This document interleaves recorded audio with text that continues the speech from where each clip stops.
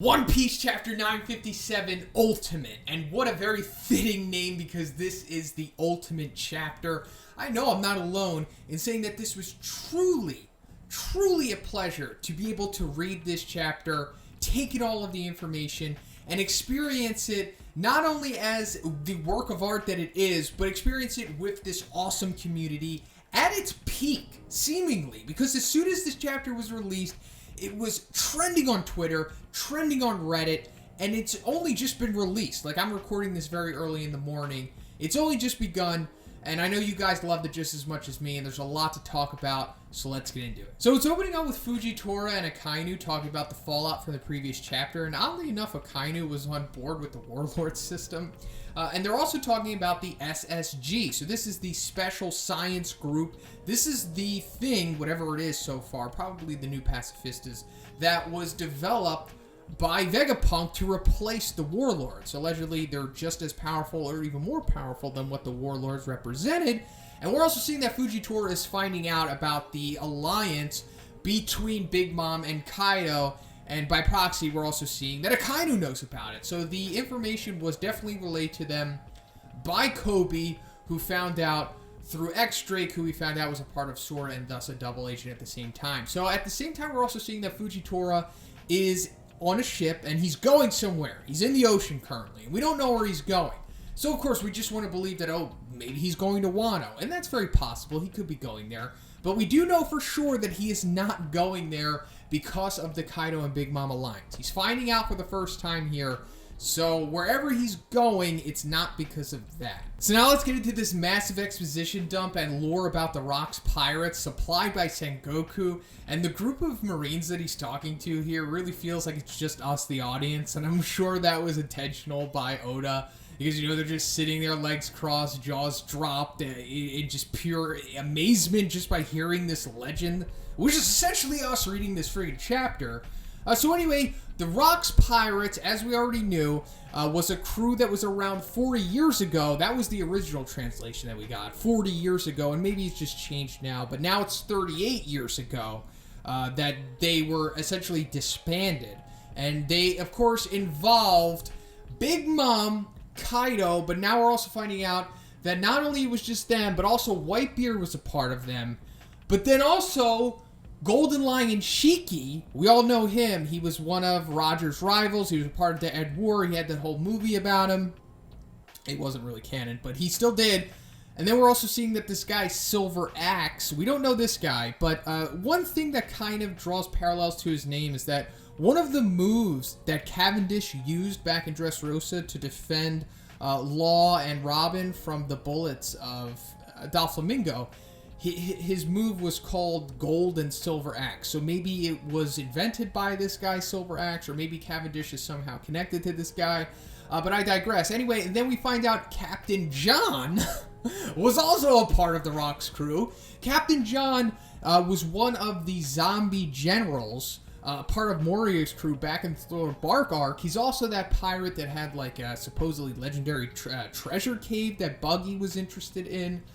So yeah, he was a part of that crew. And then this other guy, Ochoku, also known as Wang Ji, who was apparently a real pirate from the 16th century. So maybe we'll find out about him, maybe not. But regardless, these are all, since they are being name dropped, they are all probably just as powerful as the other characters that they are being referred to with here. So they're all ultra powerful. They're all probably Yonko or Yonko commanders for their time for sure.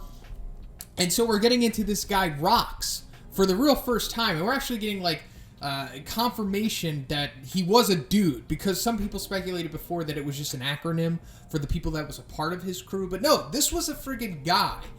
And not only did he want to become the Pirate King, that wasn't enough for him. Allegedly, he wants to become the king of the world. So there are multiple translations for this. Like, one translation says he wanted to be the Pirate King, but then the other one says he wants to be the king of the world. And I think the king of the world one makes more sense because of all of the other stuff that's said about him and how much of a threat he was to the world government and how he wanted to directly take them over. It says, like, basically a terrorist group bearing their fangs at the world government. And it's also being confirmed that they were the strongest pirate crew in the world at that time. I mean, I guess it kind of goes without saying, but I guess that means that Rox might have been like the unofficial pirate king, or at least the one closest to having that title. So we're also finding out why they aren't around anymore, why they were defeated, and it's because of Garp. But not only Garp, but he teamed up with friggin' Roger. So apparently this whole big thing happened back in this place that is no longer around, allegedly, called the God Valley. And apparently Garp met Roger there. So this happened 38 years ago. So that means that at that time, Roger was like 39 and Garp was 40. And they were, of course, ultra powerful. This is like one of the big things that led Garp to being the hero of the Marines. And I guess this is also kind of confirming that Garp's probably the strongest Marine ever. I mean, come on.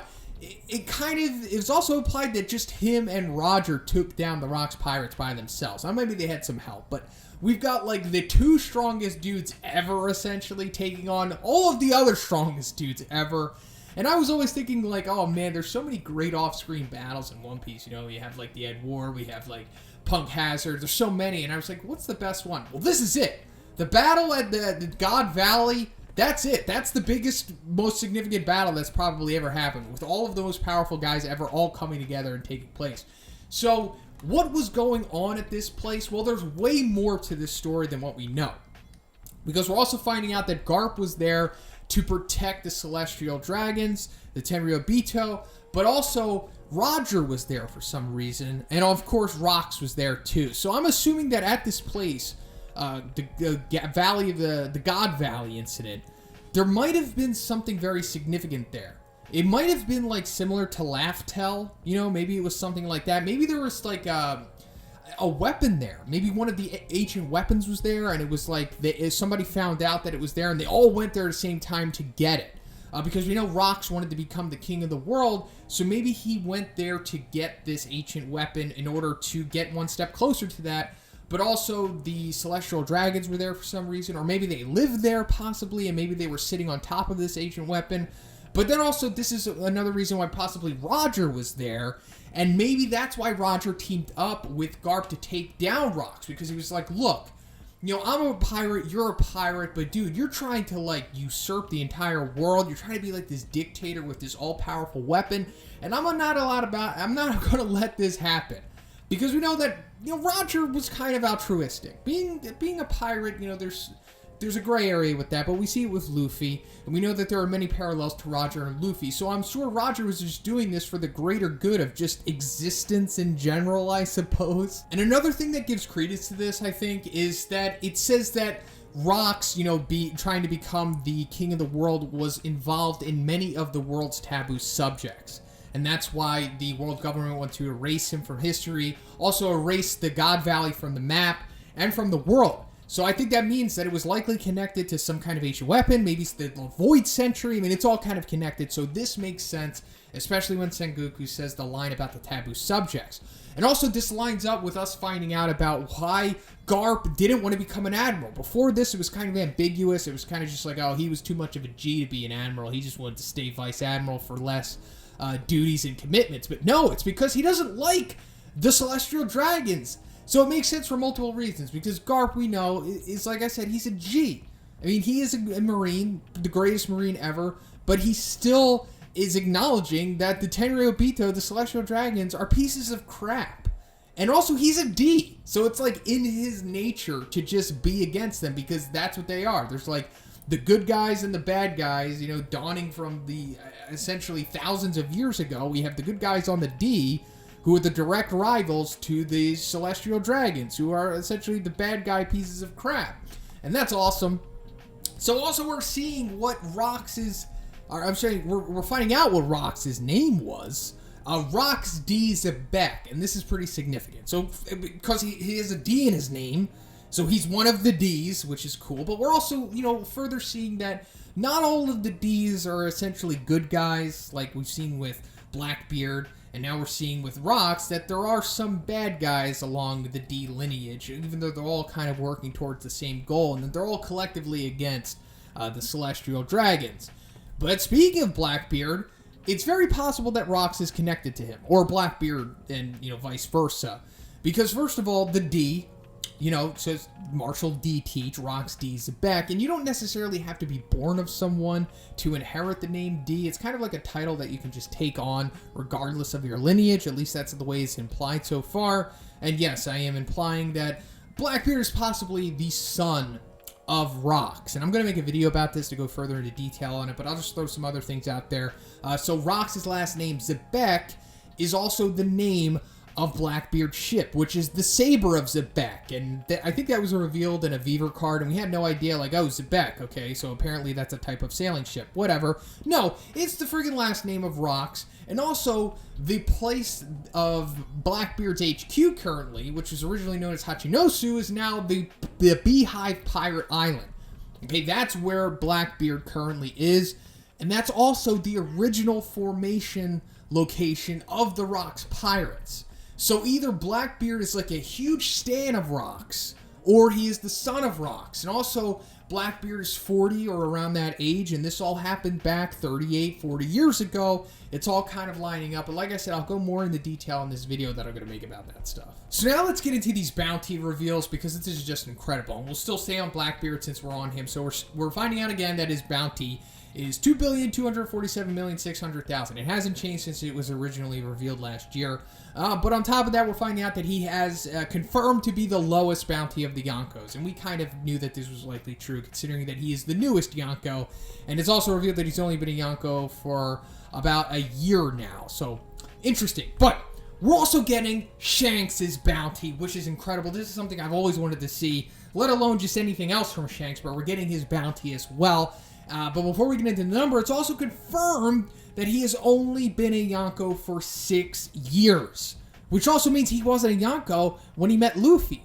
And this is like another conflicting piece of information around the community, because I made a video speculating what the Yonko's bounties were, and I said that, you know, Shanks probably wasn't a Yonko when he met Luffy. He's probably only been a Yonko for like around 6 to 8 years, somewhere around that time. But people were like, no, the Beaver card says that he was a Yonko when he met Luffy, blah, blah, blah. Well, no, it was wrong. I don't know why. Maybe it was a mistranslation. Maybe something happened to where there was information being conflicted on with Oda and whoever made the Beaver cards and whatever. I don't know. Something happened, but this chapter is more canon than the Beaver cards, we could say, because it's straight up from the mouth of Oda saying here that he has only been a Yonko for the last 6 years. And that he has a mind-blowing bounty of 4,048,900,000. This is incredible, honestly, but it also makes sense considering that he is the youngest Yonko. He's the second newest one, I guess this is implied. And also, he seems to be less of a threat to the world government than the other Yonkos, so it makes sense that he wouldn't have a bounty as high as Big Mom or Kaido, but still very close to theirs, as we're going to get into. But another thing that we're finding out here is that his subordinates, or his main subordinates, you know, Lucky Roo, Ben Beckman, and Yasop, it's implied that they all have very high bounties as well. So I'm assuming that their bounties are probably higher than the Calamity bounties, and definitely higher than, like, Katakuri's bounties and all of them. They probably have bounties in the 2 billions. Possibly. You know, maybe like the high 1.7, 1.8, 1.9. Maybe Ben Beckman has a bounty of like 2 billion or over. I speculated that his bounty would have been high, but now it's making it seem like he probably has a 2 billion-y bounty, possibly. So then we got Big Mom's bounty of 4,388,000,000. And this is incredible, of course, but this is also lining up with what most of us, I'll say, speculated that it would be. I, thought it would maybe be high 3 billions, maybe low 4 billion, and it's right around there. And it's also lining up with the progression that I personally thought that these bounties of the Yonkos were going to be.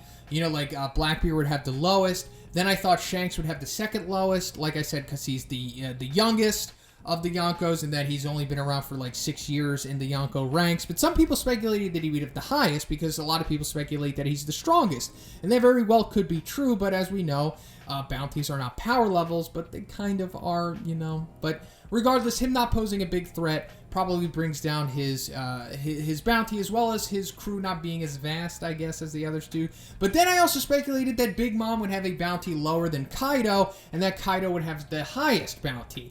And so let's get into that, which is 4,611,100,000. So this likely is the current highest bounty for a pirate. That's right, just for a pirate, and we'll go into what I'm talking about later. And then we casually just get Whitebeard's bounty, which was $5,046,000,000. This is amazing too. And this totally makes sense that his bounty was even higher than what Kaido's currently is, because in his old sickly age, we saw that he was wrecking everyone at the Summit War. So it makes sense that, you know, based off of his prime power, he would have one of the highest bounties ever. Actually, what's implied to be the second highest bounty ever for a pirate, and we'll get into what the highest ever was. And then is Roger, which of course, the Pirate King, $5,564,800,000. Wow. Wow, truly incredible. Also, this is similar to what Ace's pirate, his son, you know, 5,500,000.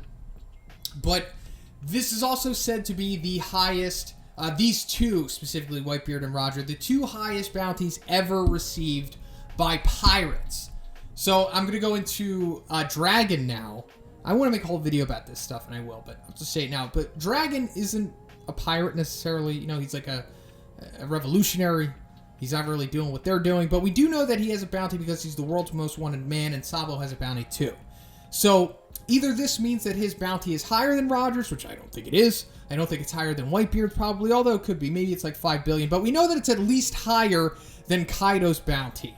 So I guess at the minimum it's like 4.7 billion. You know, somewhere around there. But then after that, it's revealed that Akainu does not want them to go to Wano. It's just not a smart idea to do it right now. So I guess that's kind of removing the element of the Marines showing up to this big final battle in Onigashima, which is fine because there's time for all of that. And we've already been building up enough in Wano as it is. So we're just going to see them kind of resolve themselves. Like I said before, maybe Fujitora will show up randomly, you know, who knows. But we're also finding out that Odin was a part of Whitebeard's crew originally, and that he was a commander for him. And I'm thinking that it's possible that Odin was that 2nd Division commander, you know, where the spot was vacant for so long and then Ace originally took it. It's possible that he was that 2nd Division commander and left, you know, to join Roger to go in the last crusade that he did, you know, the Pirate King's final voyage. And that's awesome. But we're getting more into Odin now, and it's likely, well, they're saying that it's all connected with everything all, converging on Wano here. And we're going to go more into that, hopefully. But that's enough for me to talk about in this review. I don't want it to run too long. But wow, amazing. Truly incredible. Bravo. Bravo, Goda. Let me know what you think about all of this in the comments, guys. Please. And if you like the review, please give it a like. And I also have a Patreon. Gives you access to a weekly Q&A. And if you haven't already, please subscribe as well. Have a great day, and I'll see you in the next one.